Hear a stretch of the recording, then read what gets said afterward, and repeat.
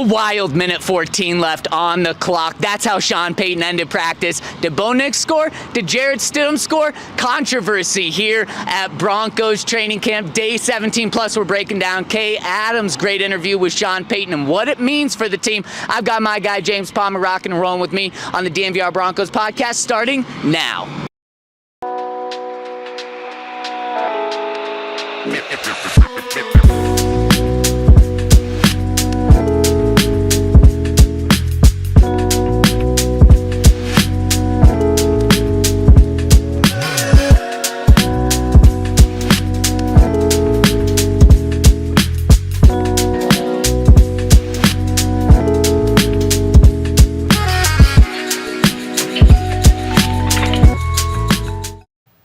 James Palmer, do I sense you getting a little emotional? I'm getting a little upset today. I'm back, by the way. I'm very excited to be back. Baby. I'm very excited to be back. Let's go. And a little emotions flying around today. And we're going to get into the Broncos emotions in the second segment today, which I'm so pumped for. But James, are you emotional that this is the last Broncos training camp practice without any other team here? No. It's happy Are you tears. emotional? No, I'm very excited that this thing is over. I mean, the one thing that does stink is when training camp ends, your ability to watch the duration of practice ends, which if you really, really love football like we do, that part stinks because then we can't tell the fans everything we're seeing out at practice because we're allowed to watch them walk out, do a ladder drill or two, stretch, and then leave. Which is super awesome.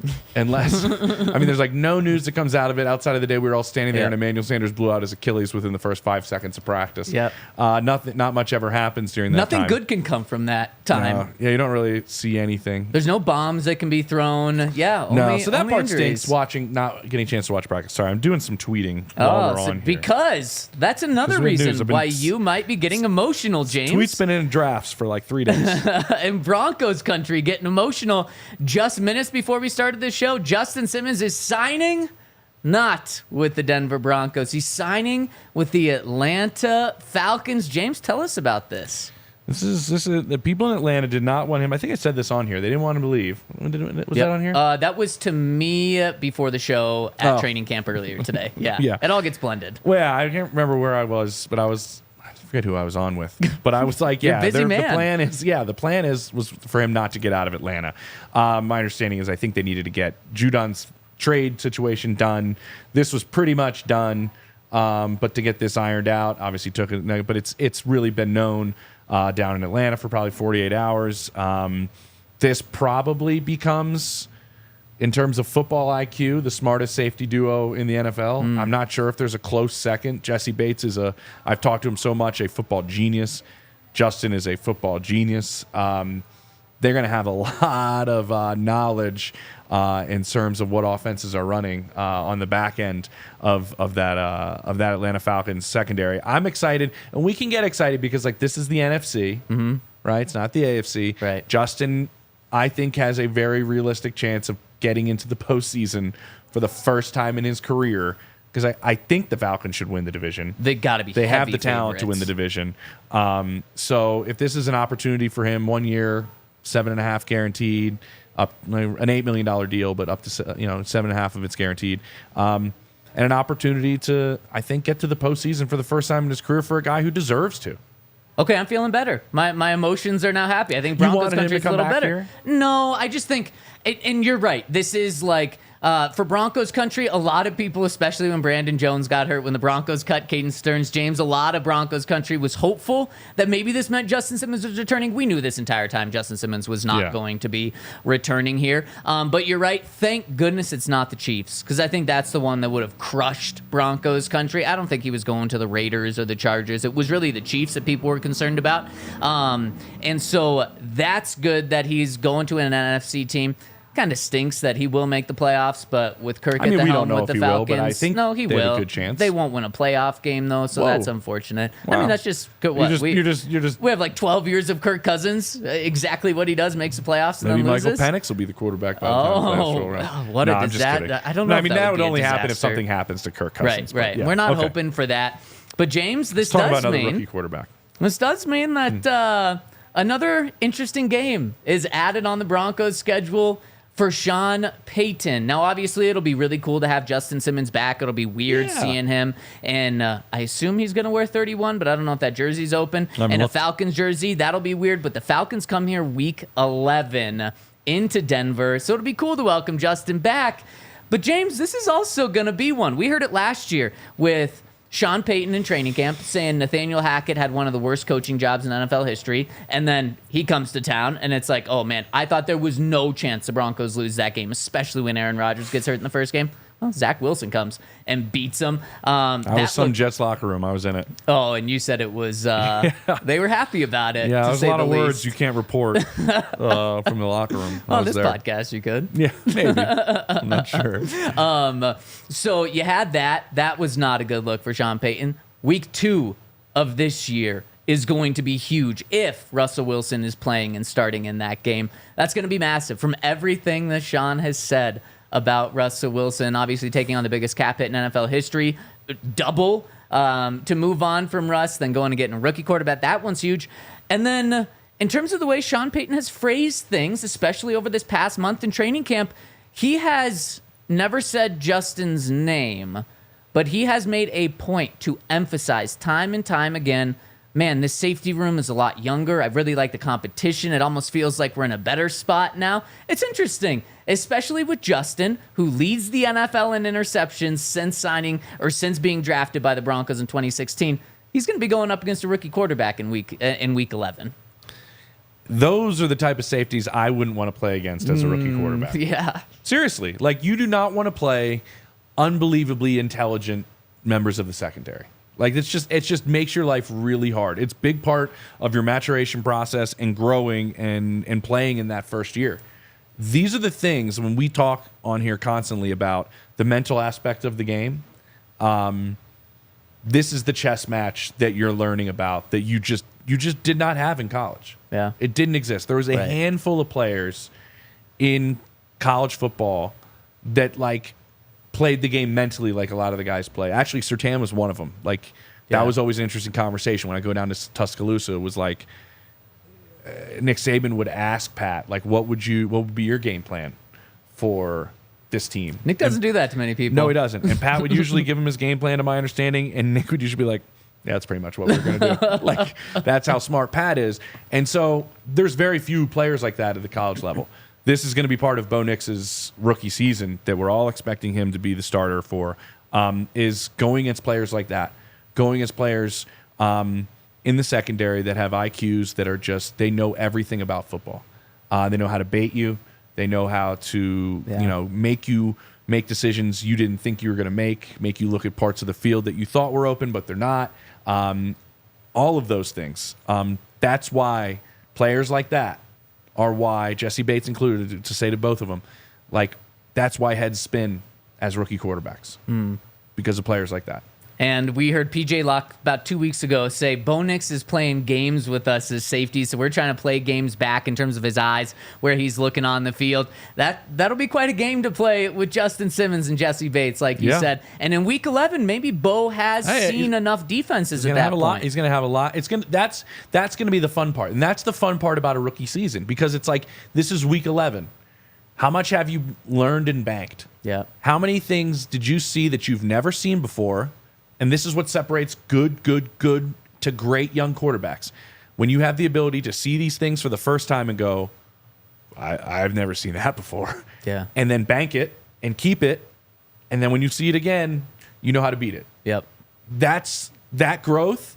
If it happens that quickly by week 11, that shows us that Bo Nix is really on a pretty good trajectory. And honestly, if anyone can do it, it might be Bo Nix. He's at least close to the top of the list. And James, you said everyone expects him to be playing by them. Let's dive into that conversation in the second segment, because I can't wait to hear your opinion on why Sean hasn't named a starter. And he talked to Kay Adams. Great interview. We've got some clips to play of that. But before we do, let's dive into today's practice. Okay. And really, James, it felt like a pretty light practice, and it makes sense. And they haven't had many light days. No. But you got the scrimmage, essentially scrimmage, joint practice tomorrow. Yep. I get it. This would be one of the days you picked to be light. There have been very few of them. This was one of them. And it still was, 2.5 hours, 2 hours and 20 minutes? I mean, still long practice, but you're right, it was light. I was late. Did you see that? Wow, no. I was late. I know Hank was late, so Was he? Yeah, I was later than Hank. He was already there. But you didn't miss anything because as No. long as you're there in fact, Sean Payton was talking to Jason Garrett, like just focusing on Jason Garrett for the first hour of practice. That shows you like how much happens in an hour. He Wow. had him as a quarterback. Yeah. In Dallas when he was the coach and Garrett was the backup. And Garrett was talking to Bo Nix for like half an hour after practice. It wasn't just Bo Nix. Don't skew the narrative. Okay, it was Zach Wilson too. Zach Wilson and Bo Nix and David Sills, Yeah, actually. exactly. Forever. Stidham was there, then left, talked to his family, then came back. I did not see the Stidham part. And then came back and spent the rest of the time with him, too. Let's not have this slander like Bo Nix was the genius to go talk Well, to. I mean, he's a starter. the former so quarterback. He's a starter. So, I mean, that's all people care about, James. True. And But- David Sills gave Jason Garrett a massive hug. Sills, he had a big day. He did have He a had big a really day. big day. And let's just talk about that because, I mean, pretty much this final 2-minute period was the David Sills show. It was. For at least for Jarrett Stidham. And so the situation, minute 14 left on the clock, ball at the defense's 47-yard line. The offense is down 35 to 30, no timeouts, 1st and 10. You have to have a touchdown. This is one where Sean would say it's a gotta-have situation here. And James, in these situations, you brought this up every single time we talk about these situations.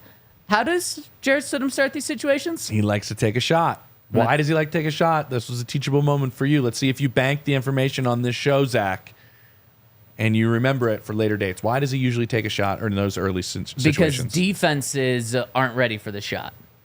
Did I bank that right? Somewhat, yeah. It's going to be your most traditional defensive look, Yep. right? It's your most traditional defensive look that you get from them in play one before they start scheming to what you have to get I like that. in that situation. Yep. And he's noticing that, and he's taking advantage of it, and he's gone downfield almost the start of every one of those 2-minute drives. Yep. I feel like he's almost been complete on almost all of them. I think all but one. Yeah. And what, they've done 10 or so? Yeah. And then he did it again today. He did it again And today. man, was he fired up. And I Most loved it. fired up we've seen Jarrett Stidham all at camp. For the next like 15 minutes, he was just on fire. And Throws so a dime. Yep, he's rolling to the right under pressure. And like you said, David Sills is open 30 yards downfield, Probably. throws a dime to him. Riley Moss, it looked like it was zone, I think. Yeah, and he was late to get there. Yep, and he was late to get there. And I hate throwing this name out, but this is what it was. It was the Raheem Moore play. Like Riley Moss went for the Wow. interception. Can't believe you brought that up for like a training camp 2-minute It's just what it was. practice play. It's just what it was. Put the salt in the wound for everyone and just It's what it was. Peyton still got a Super Bowl, so it's okay. But he went for the pick and missed it, I mean, by that much. inches. David Sills catches it at right around the 10, 11-yard line, turns around, runs into the end zone. Touchdown. Like you said, Jarrett Stidham is sprinting down the field, saying things Lot we of can't choice say. words, yeah. Exactly. He is fired up, and Sean's like, not that quick. We're putting the ball at the 11-yard line. Was it a touchdown? Yes. Yeah, it was a touchdown. Yeah. Touchdown. Yeah. Also, I think as I would look at the way the play was up, where the defenders were, and as big as Sills is, with his momentum turned and going downfield, I don't think he gets denied the end zone on that play. No, I don't think so either. Now, if Riley Moss wouldn't have gone for the pick and just gone for the tackle, okay, I get it. But regardless, Sean calls it down at the 11. I'm counting it as a touchdown. But down at the 11, then you're pretty much looking end zone. 1st and 10 from the 11. He tries for the end zone, intentional overthrow, nothing was there. Next play, Samaje's open in the right flat. Incomplete pass, really bad throw. I think it was thrown like 2 yards away from him. Third play, throws it out of the end zone, an intentional throwaway just to not get sacked. 4th and 10, you got to have it, James. And the defense jumps off sides. So now you're looking at 4th and 5 from the 6-yard line. Yep. And was this a touchdown, James? I believe he was probably sacked. Really collapsing pocket from not sure which direction. I could say all of them. Yeah. He was kind of surrounded, but like on one foot, off balance, no room to step. His own offensive lineman right up against him. Yep. He hit David Sills for another, if you want to call it a touchdown. I would assume that's a sack in that situation in a real game.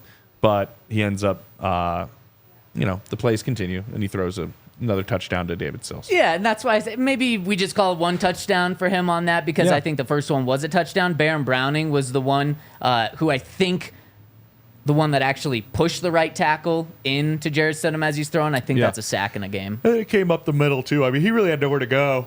But I will say this. If it's end of game, 4th and 5 in that situation, he's just chucking it up no matter what. Yep. You're not taking a sack. No. Right? So you can't evaluate that situation. I mean, maybe he's in there and he's about to be sacked and he launches it into the end zone or he still makes that throw or whatever. Like, yeah, I don't know. But it is end of game and you got to have it. So he is going to throw that ball no matter what. Yep. So if you want to put that into account. We're saying he scored it somehow on that drive, right? So he's successful on that final on that final 47 yards in the end zone. He walks off with the win.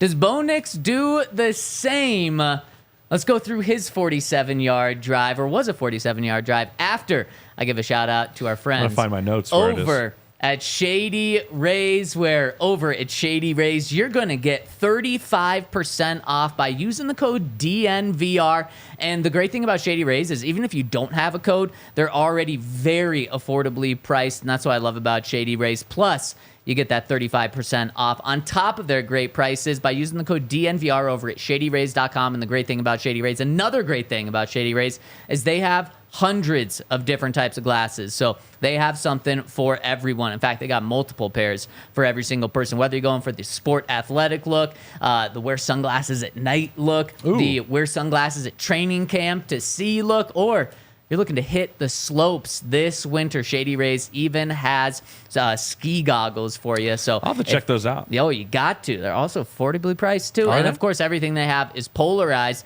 over at shadyrays.com, where over 300,000 people have rated them 5 stars. Try them out so you can rate them 5 stars as well. Use that code DNVR over at shadyrays.com for 35% off. And if you are hitting the hills this winter, you might need a 4-wheel drive or an all-wheel drive car. The hills? And the hills, yeah. The mountains, the slopes? The Alps, the slopes. Yeah. So I guess hills would be a word to use on the East Coast. Yeah. Yeah. If you want to hit the tundra, you might need a Tundra. Oh. And a Toyota Tundra. And our friends over at your Front Range Toyota stores have all the different types of cars you could need to navigate the threatening mountains. Whoa. Is that good? The jagged peaks. The backcountry, so. if you want to do that. There's a little bit of that at Winter Park, which you're a fan Not of. a backcountry. Yeah, I was on the $1 Million Highway a couple weeks ago between Durango and Ouray. Beautiful. That's a highway. Oh, yeah, it is. They have a monument for the snowplow guys who have met their demise off of that highway at the top. Yeah. Wow. That is brutal. It's beautiful. Maybe they would have been better the off monument, in a the- Toyota.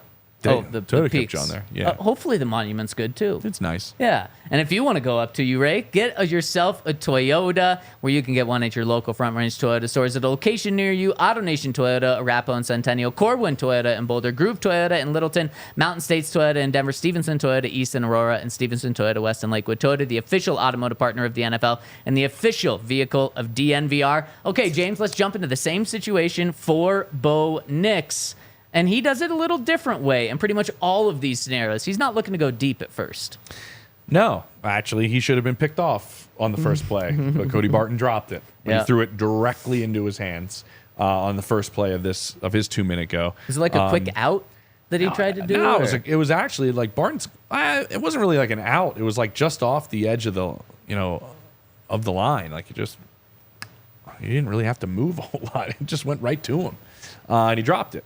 Yikes. So that was a different start than what Stidham had. And then Then an offsides on the defense, right? Yep, exactly. And then let me see here. He Second gets and pressured. 5. 2nd and 5. Yeah, he's pressured. He throws a good ball. Was it to Virgil, I think? Yep, exactly. And then for the 17 next yards. ball is exactly. I'm watching this. I'm like, this is how Sean wants him to play.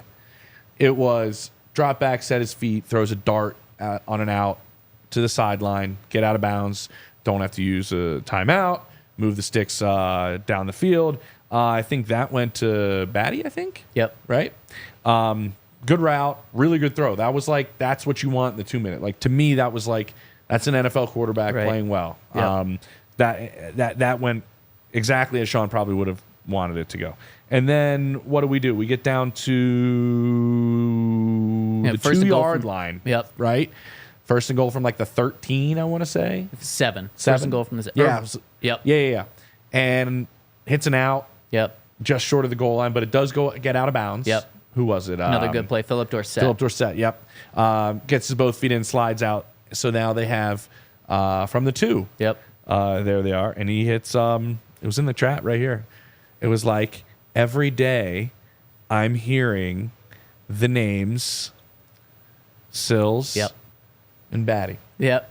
Who'd he hit for the touchdown? Yep. Michael Bandy.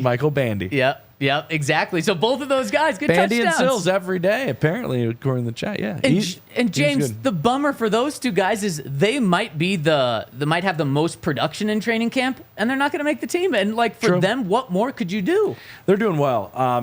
They're the guys, or I was talking to somebody with another team. They're like, they're the type of players that they don't make your roster, and then they end up playing for you at some point during the season. Yep. Such a good point. You know what I mean? You bring them up all the time. Yeah, and then they end up making a play or two, or the way injuries happen, or the way the roster goes, they end up playing for you at some point during the season. Yeah. And you're almost happy. That's what this guy was saying. You're almost happy that they got this work in camp. Right. And you got to see this from them in camp, because it gives you a little more added confidence in them. Yeah. But you're going to see them probably play for your team at some point during the year. It's such a good point. And Michael Bandy has played in the NFL. Was with the Chargers, got a couple of catches with them a couple of years ago. So he does have NFL experience. And he has a lot of experience with these 3 quarterbacks now. So he does. Regardless of who plays, they've got experience. Okay, let's wrap up today's show. Today's show's over? Yeah, no, not yet. Oh. Today's practice by quickly giving out our quarterback scores. Bandy. Let's start with Bo Nix. Okay. What do you give him, Bo? Light day. It's hard to give a lot of scores. Not a whole lot of opportunity. But I will say this. 2-minute game on the line. Most likely could have thrown an interception and ended their chances of winning. Oof, yikes. Right? Fair. But wasn't. Didn't. And then now. So I'll give him a 6.25. Okay, somehow you hear write that down. 6. You got to figure out how to write that one down. 6.25. I went 7.5 because I didn't realize that pass, the first one in the drill, was almost picked off. I thought it was just batted at the line. It hit him in the chest almost. In the angle that I had, I just did not see that at all. So I would not have been a 7.5. Would have been a little lower, maybe a 6.5. Okay. Henry went with a 7 there, but we're all in the same area. Where would you go with Stidham? Listen, you got to make plays. I'll go a 7 for Stiddy. Okay, I like that. I think I went exactly the same. I went with the 7. So did Henry, too. So 7's all across the board for Jarrett Stidham. I'm curious if that won him the day then. And then we've got Bo Nix or Zach Wilson as well. You're like, why didn't you guys talk about Zach Wilson in the final 2-minute drill? He didn't get an opportunity. And he hasn't been getting many of these. And that's kind of my biggest thing of him taking over the backup job. He's not getting the most important reps in practice. In these final move the ball periods, he's still not getting them. And to me, that just clearly shows that Jarrett Stidham's still number 2. Still number 2? Still number 2, James. This thing is over, which we'll talk about. Oh, my God. In fact, do you just want to quickly give out a Zach Wilson score? Yeah. He didn't get an opportunity, so just call him average today. That's 5. fair. I think I went just above average because he was fine when he played. 6.5. Henry went with the 7. Oh. Okay, so James, I think you've got some beef with everyone. I think it's everyone against James Palmer and maybe Sean Payton right now. You and Sean might be the only two Come on, Sean. that aren't calling this quarterback competition over yet. And I think you have beef with everyone that is. I do. What's your beef with me, James? Who got beef? Like you just said. Well, it looks like Zach Wilson's not getting those reps in the 2-minute. So it looks like they're going to give him to the backup, Jarrett Stidham. Maybe it's those two are getting the reps because they haven't decided yet. I don't understand. And listen, we all watched the game. I talked to a lot of people around the league about the game. This was essentially it. And I've watched it twice now. I thought he played well. I did not think it was too big for Bo Nix at all. Yeah. I thought he was calm. A lot of people I talked to thought he played, though, a little fast, like a little, I don't want to say jittery, but almost like a little quick. Yeah. Quicker than probably Sean would want him to play. And we saw that on a couple plays by him not setting his feet. 100%. I like that he's still an accurate thrower when his feet aren't set on the short passing game, because that's a big staple of this offense. Inaccurate or inaccurate? Accurate. Sorry. He was. Sometimes my Philly accent gets a little, it gets embedded too much. Yeah, he's out there throwing a football.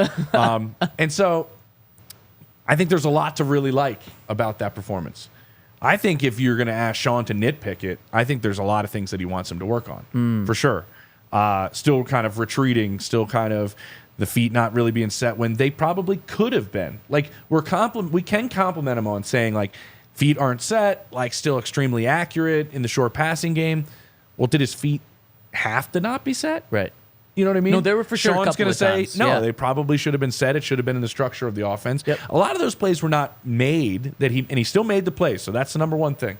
But a lot of those plays weren't made in the structure of the offense. Of which Sean would want it, which is you take the snap, you drop back, you set your feet, you go through progressions, ball's out quick. Yep. He still got the ball out quick, but it was not as clean as most I talked to around the league. But nobody was disappointed in it, really, that I talked to. Yeah. At all. My point and my beef, it's a weird term, but like everybody on Sports Talk Radio, everywhere, it's over. We know it's over. We all know it's over. What is Sean doing? There's literally discussion on Sports Talk Radio. I don't know what he's doing. He's got this stupid competition going on right now, and other than that, we all know it's Bo. So we're all just saying, like, we all think it's Bo Nix right now, today. Yep. But Sean is keeping this competition going just because he wants to. Nobody has an answer. Are people scared to say he hasn't decided yet? Why would you keep a competition going longer than it has to? It's such a great question, James. And why would he do that? Kay Adams got the answer from Sean yesterday. And let's play that one right now. Let's hit the clip of why not name Bo Nix the starter right now. The question that James wants to know. Yeah. The ceiling on what you do. So why don't we just settle this right now and name Bo the QB? Listen, it's a great question, because I think a number of these people here are waiting. When you draft someone in the first round, the fan base, the media, everyone is wanting to know how's he doing, and then I would say he's doing really well. And then the next question is, well, when are you going to? And there's a process, and I think that it'll be sooner than later relative to how these guys finish out this next preseason game. And yet you're also guarded relative to I like the way this room has been preparing. I thought Zach Wilson played extremely well the other night. And yet it's the first time for me with a first-round quarterback. Like, I've never had that. First time with you with a rookie. Yeah. And crazy. So, like, when Drew was out with an injury or out, we had the Taysom Hill, Jameis Winston competition. We had Teddy Bridgewater come in and play. So we've had but this one's a little different. And I think we're following the script. And make no mistake about it, when the draft ends and here comes the first rookie camp, you're paying close attention to all your picks. How do they look? And you're hopeful, and you want to see them do well. And what's nice and assuring is, now we're months into this, and I think not excluding Bo, but I think the class in general is really, really playing well. But I think it's like a bit of the jig is up, though, Coach. Like, it's like, we know he's the guy. Why not hand him the keys like Chicago did with Caleb? The band's still playing. What do you mean? They have one more song. song. What are you waiting for? So you're waiting to see what this next preseason game is? This next game will be important. Why does he have to earn it? What is the problem with just naming it? Like, what? I think it's important to the team that they see. All right. In other words, I'm not naming the starting cornerback between Riley and Mathis. Meaning, I'm not doing that with these other positions at receiver, and so it would be different if you just had made a decision with one position, and I'm not ready to do it with all the positions. So, look, he's playing well. He now there are a few things in the game that we got to clean up, and I'm encouraged with how he's playing, just as I am with Stiddy and Zach. But I think there is a process to it, and we discussed this really we discussed this back in minicamp when we saw the Bears named Caleb their starter in the spring. And no veteran. They didn't bring anybody in. Yeah, and I understand that. But philosophically, we were going to be different, and we were just going to the timeline is just going to be different. But we're getting close. If you come back in the next week or two, I think it might. In the words of Kay Adams, James, who, by the way, did a fantastic job in this interview and really pressed Sean on this. In the words of Kay Adams, the jig is up. The jig. We know what's happening. It's over. Did you get your answer from Sean there? Because I think one thing really stood out. No, I think there's one thing actually that stood out to me the most. Okay, tell me. Where I don't want all the competitions to be decided at the same time. Like when he said, we haven't decided corner, we haven't decided center, we haven't decided these, I hope there's not it's not like a plays coming out and we're going to go look and see who got which part all on the same day. I think each situation is independent of its own. But isn't that what Sean is essentially said there? Is that we are going to announce them all kind of at the same time? That's what I took from that. I don't see why you would do that. I would announce agree. them. I would essentially have them be announced when they happen. When they're ready to be announced. I agree. Not like Bo this congruent past with week. one another. So the only argument I have is everybody just seems to question Sean doesn't have a plan in how he's doing this. That's my problem with it. Yeah, you can watch Sean glow while that interview's going on about Bo Nix. Of course, he sees a lot of things he likes. Of course, we all think that is going to be the outcome. That's where we see this kind of heading. But the fact that everybody's kind of being I don't know what that's the thing I have the beef with. I don't know what he's doing. We all know it's Bo. Make the decision. The guy has forgotten more about football than any of us will ever know, and Certainly. we're all just we're all calling him an idiot for not calling it yet. He has to have a reason. I saw in the comments there, I do read the comments. Matt got kicked out the comments for saying stuff about me, apparently. Oh, no. Or something like that. Is that what happened? Yeah, something like that happened in the comments. I was kind of reading that while the Kay was talking. Don't get bothered by it, James. I'm completely fine. Good. But there was a pretty decent comment in there that was just, what if Bo throws 4 picks on, say, tomorrow and on Sunday? Yeah.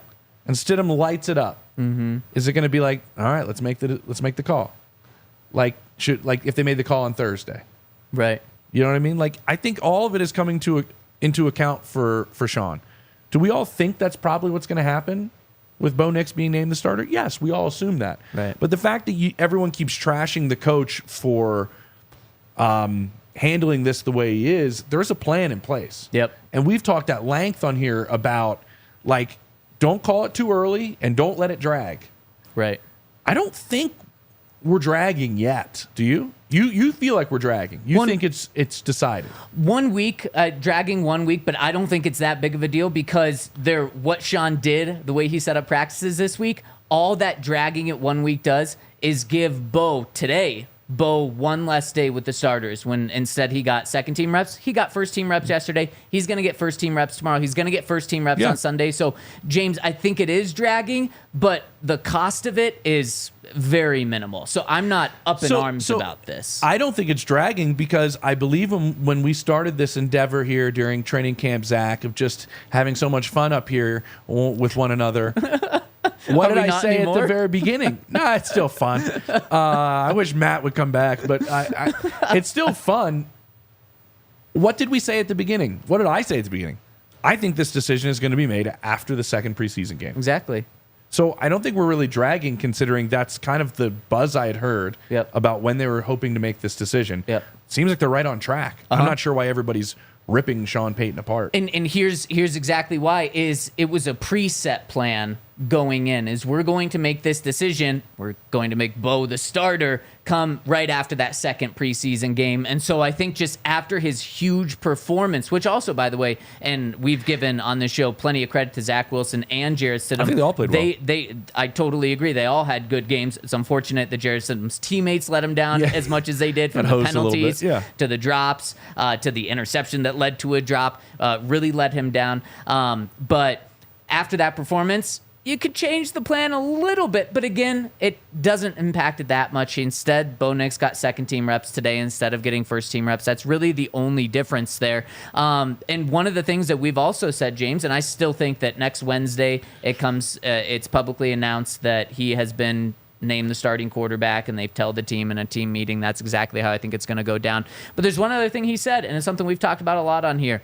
Sean wants his teammates to see that he's earned this. And that is important to him. And that's something we talked about from the start of camp, too. Yeah, and I think that's the old school way of doing it, which there's a lot of obviously we know Bill Parcells and Sean Payton. Yeah. There's a lot of the old school way. There is another way to do it. Brian Callahan, the new head coach of the Titans, is a huge supporter of this, which is he wants the rookie quarterback who's taken in the first round to know he's the guy from the minute he walks in the building. He wants him to carry himself that way. He wants the organization to treat them like that so they know that they're the guy. Right. That's a different school of thought. Yeah. I don't think any of them are right or wrong. Like, that's what Chicago's doing with Caleb Williams. It's a little bit easier when you have the number 1 overall pick. Sure. Like, and then you don't bring anyone else in to compete. Exactly. Like, and Chicago's doing a lot of the same things that Jacksonville did with Trevor Lawrence, which was essentially use his visit as the first team meeting and start teaching him the playbook during his 30 visit. That's what they did. They're at they're like, hey man, nobody's going to take you other than us. No. So at your 30 visit, we're going to start going over the cadence. We're going to go over, all the playbook and stuff like that. And so Callie's way of looking at it, who spent time here in Denver, by the way, right? Yeah. With Peyton Manning and in that room, but I see that. You want the guy to feel like he's the guy. Sure. Why did he get drafted in the first round to have him come in here and compete? There is the school of thought that I think Sean comes from. Competition brings out the best in everybody, and he wants Bo to earn it. I think in Bo's instance, that might fit this situation. I do. Like when Bo was telling us, in the cafeteria, locker room, I'm trying to carry myself like a leader. Yeah. It seems like he's consciously working on it, being the guy, instead of it just being handed to him. But, I mean, look at our evaluations every day.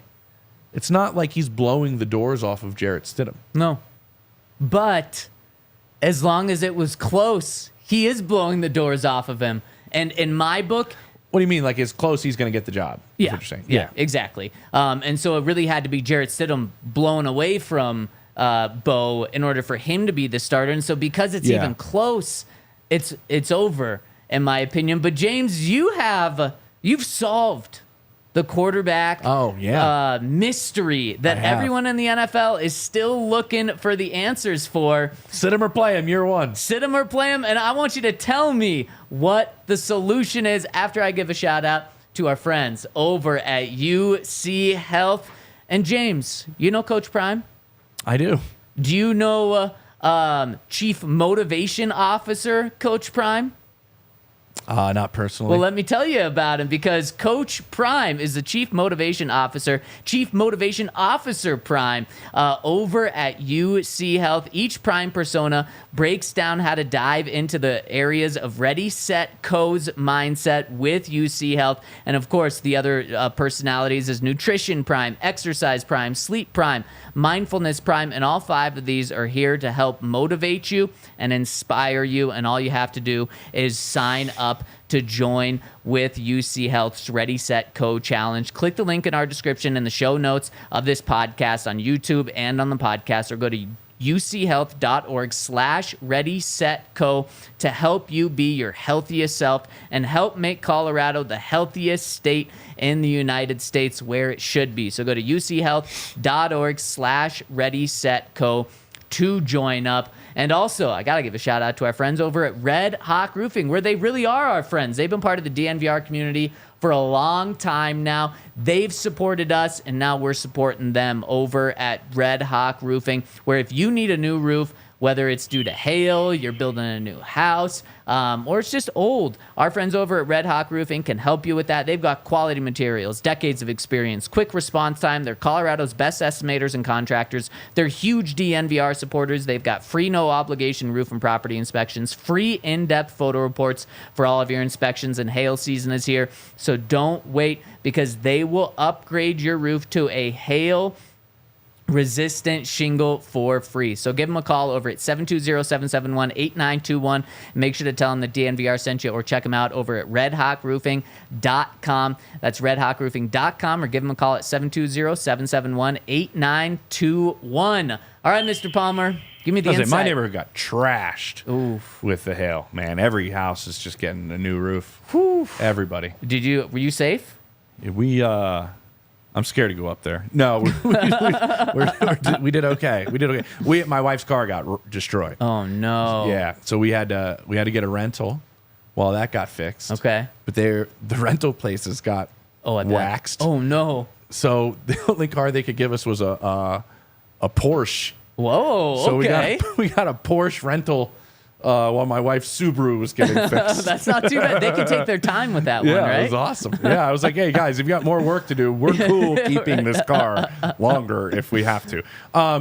So, I was on with my buddies on Heed the Call, new podcast. Yeah. Give it a listen. Two of my good buddies, and Dan Hansis and Mark Zesser from Around the NFL podcast, who are now doing their thing at Underdog. And I was on with them, and we were talking about the debate of sitting guys or playing them right away. Yeah. We know Drake May is most likely going to sit. I think it was leaning, from everything I understand, to Sam Darnold, actually, if this injury didn't happen, getting the start at the start of the season in Minnesota, even though McCarthy was looking really good. They liked the progress he was making, but I think they would have liked to kind of hold that off if they could. So what are we doing with this situation? Because you got to take advantage of the rookie contract, which I know the Broncos want to do in the next couple of years when they get rid of some of this dead money. And you want to take advantage of that, but you also don't want to screw them up long-term mentally. It's a perfect example of it coming to town tomorrow in Jordan Love. Yep. How many? 3 years? It's at 3 years. 2 years? 3 years. Yeah.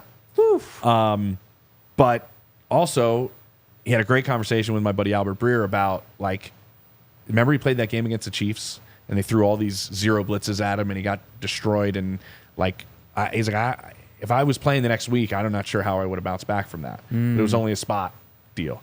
Then he had a really bad start to this past season. He's like, I think because of much time I watched Aaron struggle and realized if he's one of the best of all time and this is hard for him, it's going to be hard for me. I need time to learn. And it's worked well for him. He sat. Brady sat.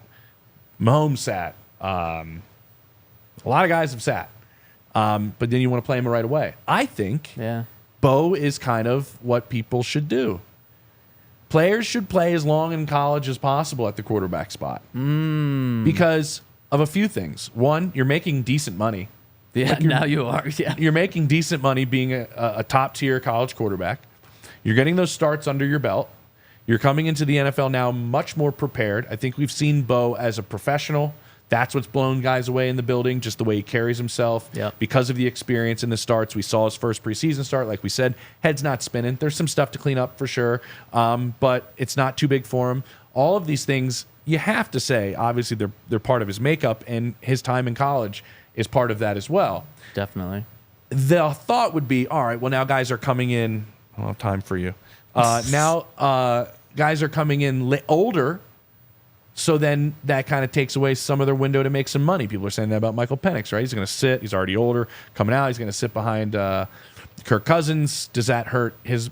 No. These guys are playing until they're like 40 at the quarterback spot. Yeah. So why don't we just try to get these guys to spend more time in college and more years as a starter in college, making some side cheese, NIL money, and then maybe you have a greater chance of starting right out of the gate to be effective on the rookie contract, to play right away.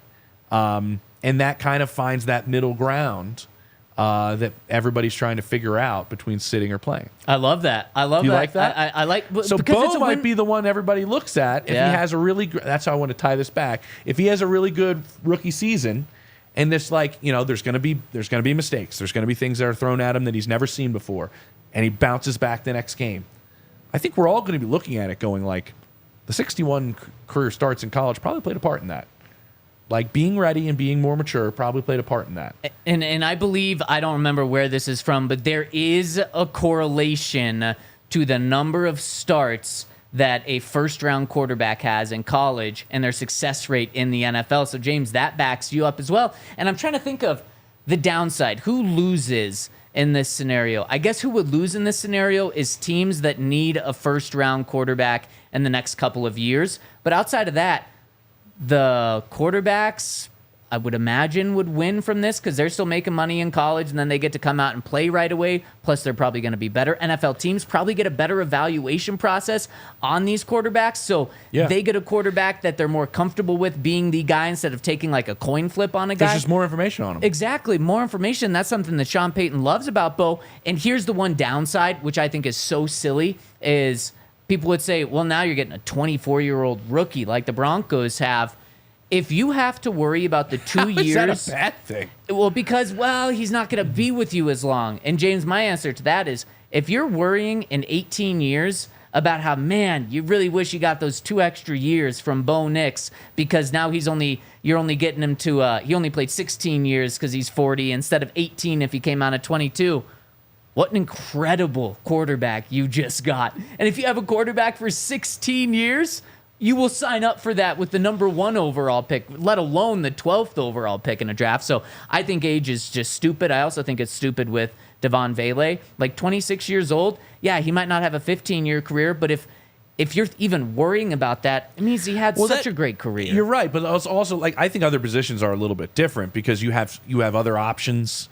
You play multiple receivers, you play multiple tackles. Like you can find different ways to get a guy playing right away, or you know what I mean. You can special teams, different things. The quarterback position is the outlier, and I think what you're saying is right too. But at the same time, it's like the rules are also in their favor.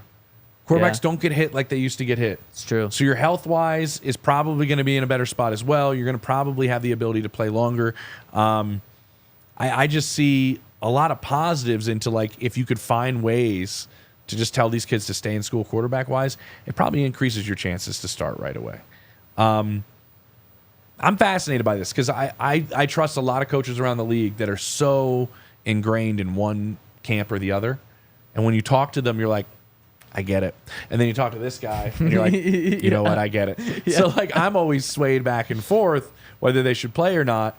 Bo might be an interesting person to watch in this kind of debate because of his college experience. And speaking of like the being swayed back and forth, Peyton Manning says he and Eli say you have to play right away. That experience is invaluable.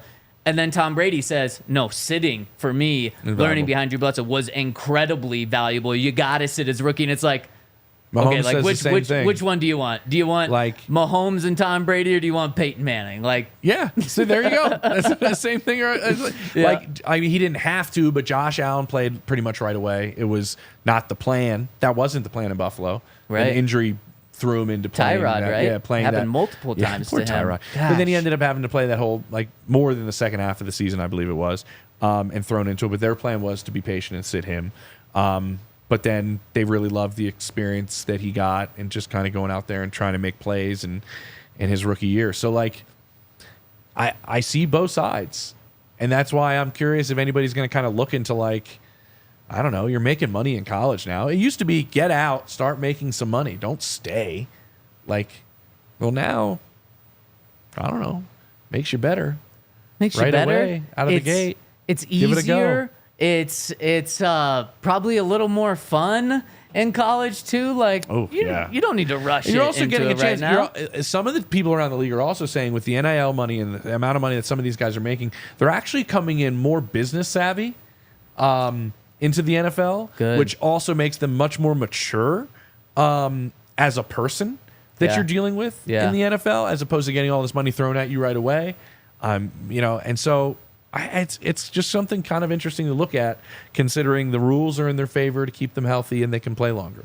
I love it. I don't know. And that's why Bo Nix is going to be the starting quarterback for the Broncos week 1, James. I mean, he most likely will be, but let's just stop destroying Sean on his plan until we see what happens. I think it's fair. Let's hear one more clip of Sean talking about Bo. And, I mean... I think he all but admits it here. Let's hear it. Let's do the one of the bad poker face. Do you hear? Okay.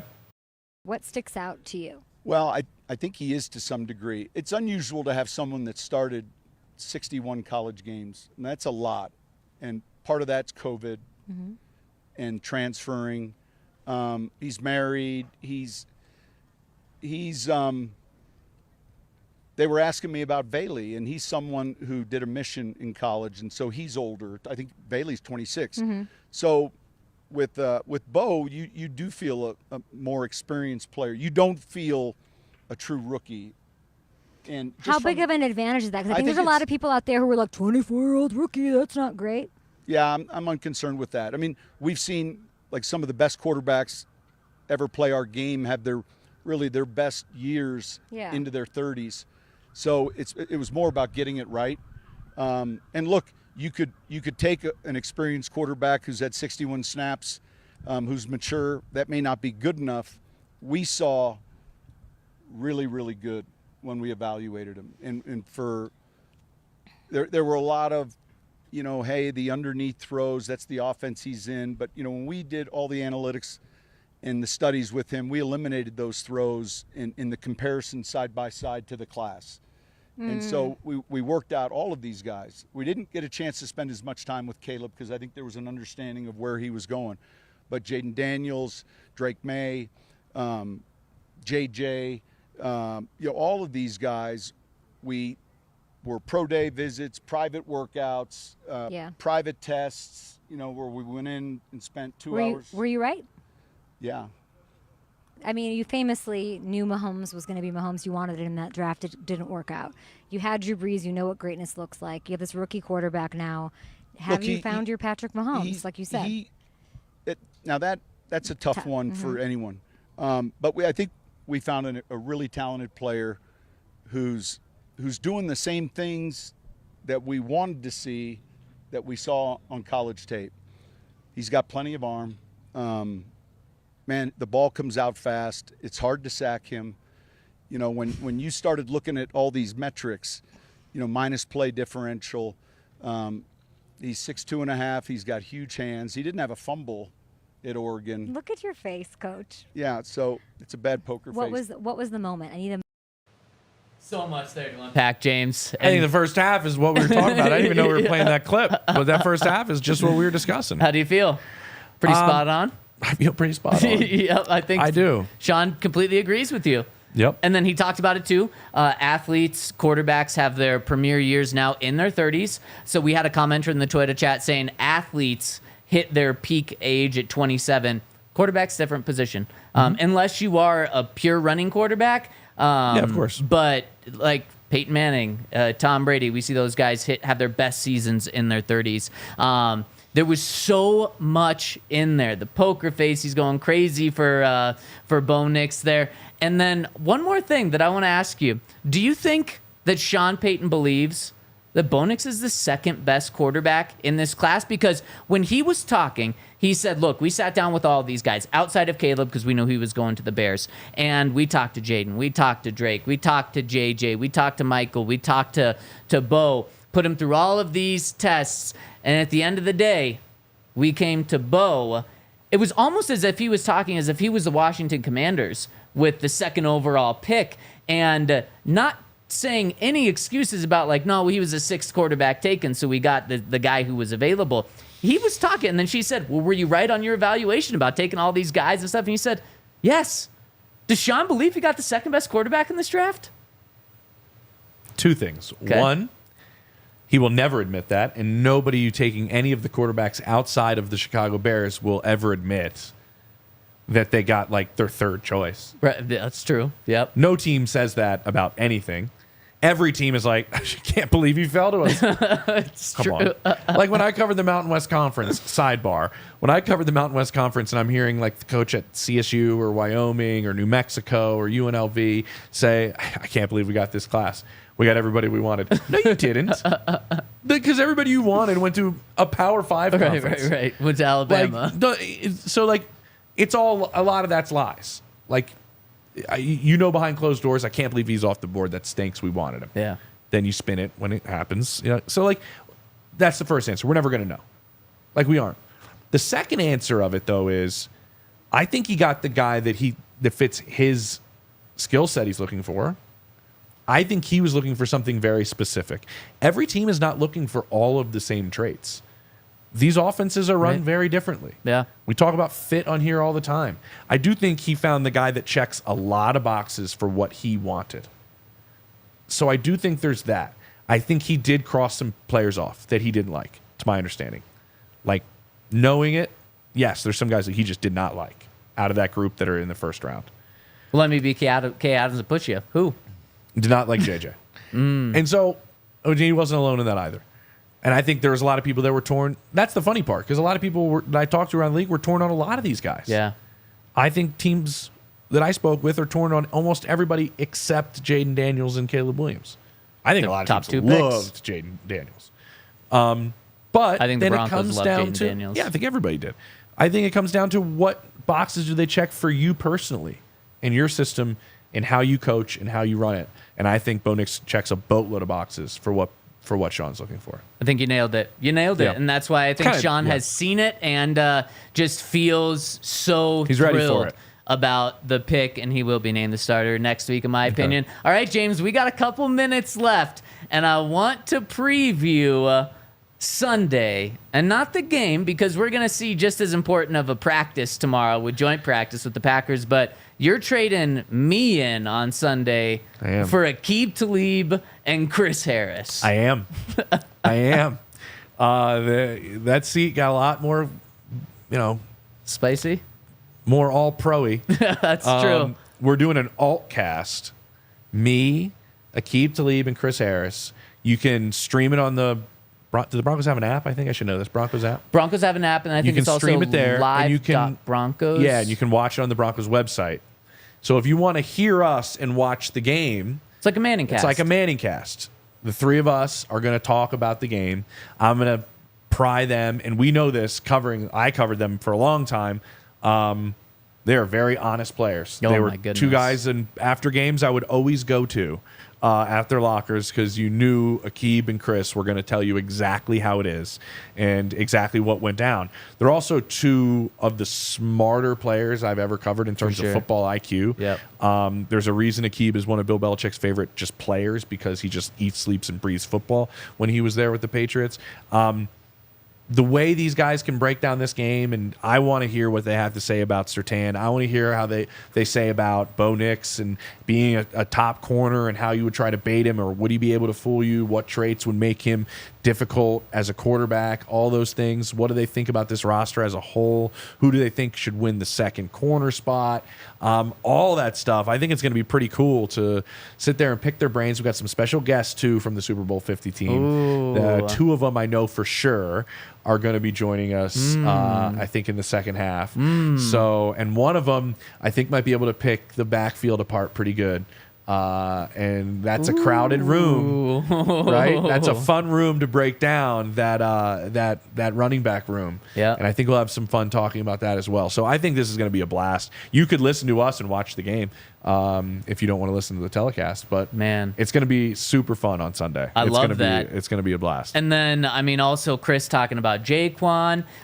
You can have both those guys talk about Riley Moss and the unique position he's in. Wouldn't you love to hear Chris talk about J-Mac? 100%. I mean, and then speaking of honest, James, both of these guys played for Vance Joseph too. They know him. Chris played for Sean Payton. I mean, so many connections and insight. I can't wait. So make sure to stay tuned to that. And let's hit a couple of super chats really quick. First one coming in from Christopher Sterling, who says, I think the quarterback comp process speaks to an attempt to rebuilding the first team culture in Denver. Competition makes the whole quarterback room better. You read that in Strike That, Reverse It, Willy Wonka. Team first culture, which I do understand. Did I say first team? Yeah, but that's okay. It's completely fine. I dig that idea. I dig that concept. And I think that's been a big part of what Sean's trying to establish in this camp. Have you felt that? Because I've felt that talking to players off to the side, just pulling them off the side and asking them about camp. And they're just kind of I think we're building, the number one thing I hear is, I think we're building something special here. They all know this is kind of the groundwork they're trying to lay. Yeah. That's not a bad take. I kind of like that. And one of the things Jarrett Stidham says every single time we talk to him is, this group of guys is closer than any team I've been on. And he says, I wouldn't just say that.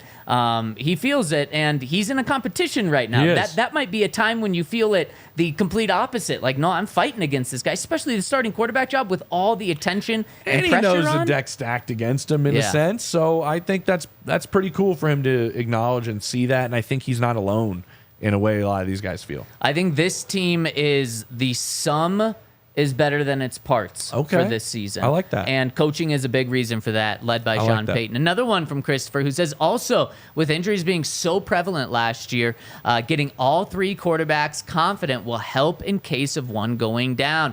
We have 3 quarterbacks with tons of talent. And you can dress all 3. Yep. Every game. Yep. Which they probably will do. Yep.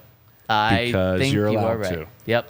That's going to be an interesting thing to see throughout the league and how that new rule is implemented by each team. That's going to be interesting. And speaking of that, I saw in the chats earlier, are we trying to maybe here in Denver pump up Jarrett Stidham, maybe trade him to a place like Minnesota? I saw that in there. They really love Nick Mullins. Wow. Like as a backup for sure. I don't think they're looking like entirely to to the point to trade for somebody. Look what Nick Mullins did last year for them. I think he played like 4 games. I think he averaged like 370 yards a game. Oh my gosh. I think he did. Dude, they he played shredded the Broncos. They played like Nick Mullins a handful of games. They played Josh Dobbs like he got there 3 days in advance. And I think they finished like 5th or 6th in passing yards in the NFL. Kevin O'Connell can coach, man. I mean, the fact that the Broncos could have had Kevin O'Connell, but they went with Nathaniel Hackett. It all ended in a good place. Yeah, with they got Sean Payton down. KO is a good coach. Oh, he's a hell of a coach, an incredible coach. Okay, what do we got? And last one coming in from Troy, who says, if Stidham and Wilson were rookies and Nix in his 3rd year, who would be starting? So essentially just make Stidham a rookie. Oh, and Nix in his 3rd year? Yeah. Like just flip it basically. Bo Nix would be starting. He would have already thrown for like 5,000 yards a couple of times in his career. 46 touchdowns. I think it's saying like where they're at skill wise right now. That's why I read into it. Oh, okay. Like Bo is in his 3rd year in the league, but this is where he's at. Oh, well, it'd probably be Stidham because Stidham it's the flip of what we're talking about with Bo. Stidham and Bo have been like even nearly in camp. I give the slight edge to Bo, but I could see someone giving the edge to Stidham. And you go with the younger guy, right? Maybe. Yeah. I mean, you'd probably be sitting here going like, why doesn't Bo Nix have a better grasp of the offense? Well, for sure, yeah. If he's in his 3rd year. Yeah, it's very true. You know? The most talented guy of the group is Zach Wilson. Zach Wilson. It's probably not all that. No. Bo's got a lot of time. No, I wouldn't say not all that close, but he's got really, really good talent. I mean, number 2 overall pick compared to number 12. Yeah. I don't say it's not even close. That's wrong. But he's got great arm talent and a lot of intangibles. But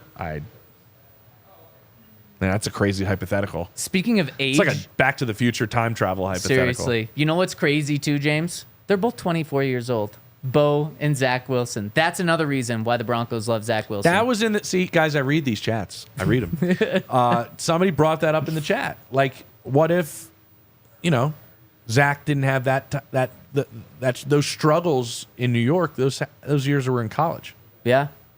Well, then he's not a first-round pick. No. The growth process there happens in college, right? Not in the NFL.